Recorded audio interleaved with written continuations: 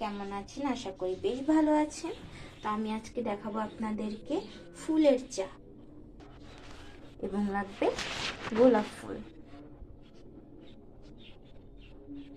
দেখতে পাচ্ছেন বন্ধুরা, আমাদের এখান থেকে আমি একটা গোলাপ ফুল নিয়ে নিব। আপনাদেরকে অবশ্যই গোলাপ ফুলের চা বানিয়ে খাওয়াবো বন্ধুরা। বেশ বন্ধুরা, আমার এতটুকুই যথেষ্ট। এই যে বন্ধুরা, আমি কয়েকবার ধুয়ে নিয়েছি। এই দেখুন বন্ধুরা, আমি এখন আরেকবার বাটিতে নিয়ে নিব। দেখেছেন বন্ধুরা, অনেক কিন্তু সুন্দর। এই দেখুন,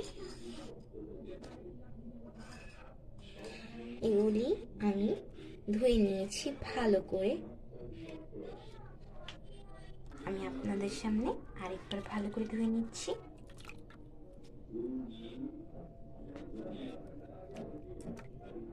আমি এখানে 3-4 বার মতো ভালো করে ধুয়ে নিচ্ছি। এই জলগুলো এখন ফেলে দেব। চলো বন্ধু, এবার চলেন বন্ধুরা, বাকি প্রসেসিং এ আমরা চলে যাই। এই গোলাপ ফুলের বাকি প্রসেসিং দেখার জন্য চলুন দেখতে থাকুন ভিডিওগুলি।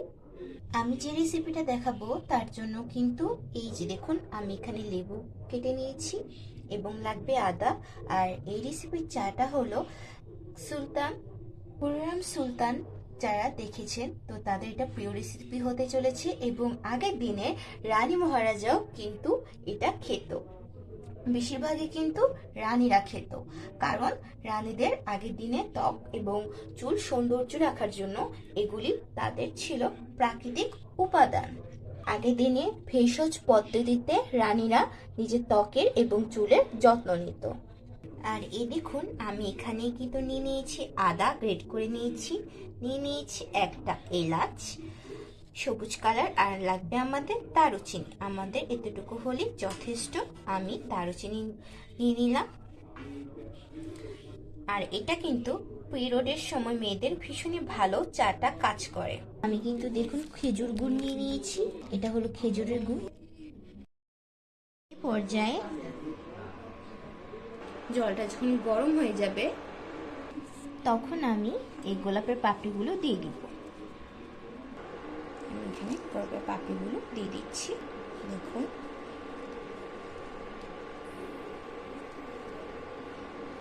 দেখুন দেওয়ার সাথে সাথে কিন্তু কালারগুলি চেঞ্জ হয়ে যাচ্ছে। দেখুন কত সুন্দরভাবে কালারগুলি চেঞ্জ হয়ে যাচ্ছে। এ পর্যায়ে আমি দিয়ে দিব আদা, গ্রেট করা আদা আমি এখানে দিয়ে দিচ্ছি।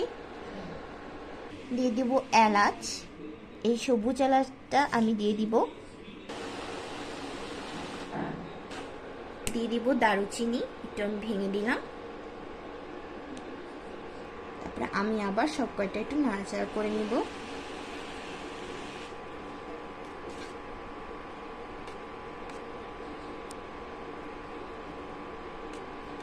সুন্দর করে আমি সব কয়টা নাড়াচাড়া করে নিলাম।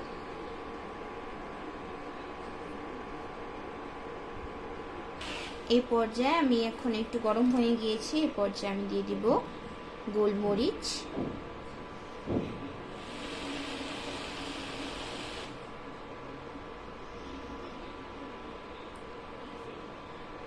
একটু নাড়াচাড়া করে নিব। ভালো করে নাড়াচাড়া করে নিলাম। ভালো করে কালারটা যখন একসাথে সবগুলো মিক্স হয়ে যাবে, কালারটা এরকম পর্যায়ে এসে পড়বে, তখন একটু ভালো করে নাড়াচাড়া দিয়ে নিব।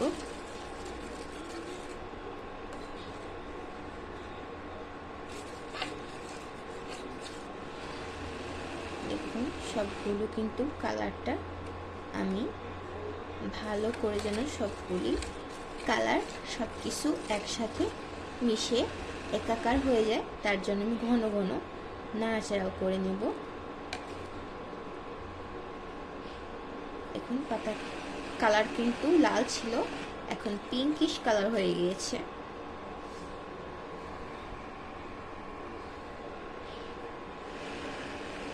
দেখতে পাচ্ছেন বন্ধুরা,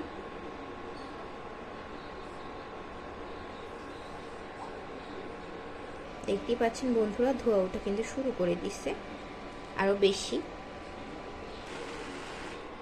এরকম পর্যায়ে এসে পড়লে আমি নামিয়ে নিব।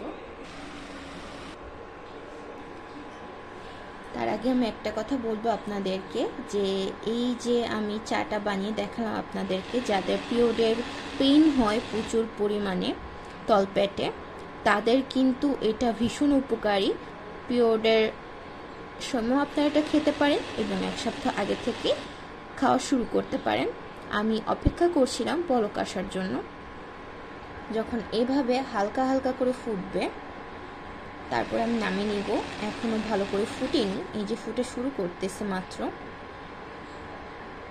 আর এটা কিন্তু খেলে একটা রানীর মতো নিজেকে একটা ফিল হয়, যেন মনে হয় যেন আমরা রানী।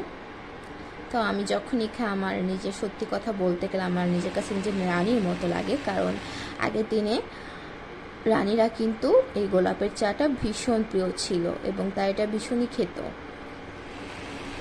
আর এটার জন্য তাদের চুল ত্বক কিন্তু ভীষণ সুন্দর থাকতো। আর এই চাটা খেলে কিন্তু, গোলাপের চাটা খেলে আপনাদের পিরিয়ডের ব্যথা কিছুটা হলেও নিরাময় হবে। একটাবার ট্রাই করে দেখতে পারেন।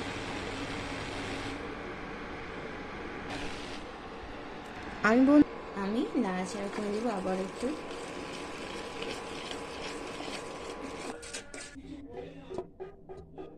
এই যে বন্ধুরা, আমরা চাটা ছেঁকে নিলাম।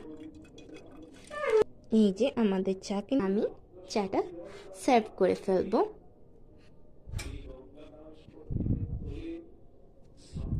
আর এই চাটা খেলে কিন্তু ভীষণ